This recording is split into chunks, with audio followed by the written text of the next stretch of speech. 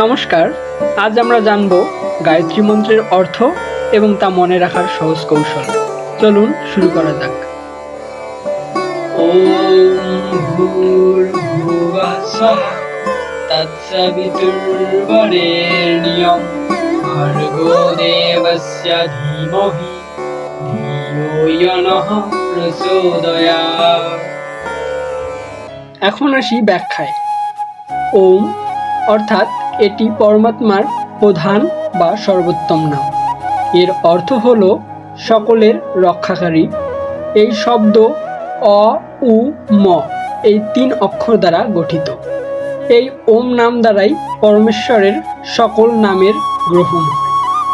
ভূ অর্থাৎ প্রাণধার বা প্রাণের থেকেও প্রিয়। ভুবঃ অর্থাৎ সকল দুঃখের নাশকারী। স্বঃ অর্থাৎ স্বয়ং সুখস্বরূপ এবং অন্যদেরও সুখ প্রদানকারী। তৎ অর্থাৎ সেই। সবিতুঃ অর্থাৎ সমস্ত সংসারকে উৎপন্নকারী। বরেণ্যম অর্থাৎ বরণ করার যোগ্য, অতি শ্রেষ্ঠ। ভর্গঃ অর্থাৎ শুদ্ধ স্বরূপ। দেবস্য অর্থাৎ ঈশ্বরের।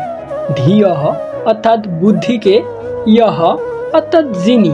নঃ অর্থাৎ আমাদের। প্রচোদয়াৎ অর্থাৎ শুভ কর্মে প্রেরিত করেন।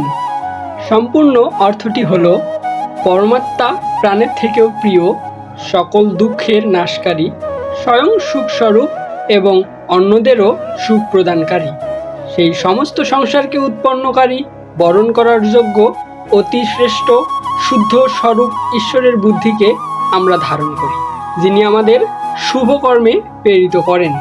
সুতরাং সকলের উচিত এই গায়ত্রী মন্ত্রের মাধ্যমে পরমাত্মার উপাসনা করা। ওম শান্তি।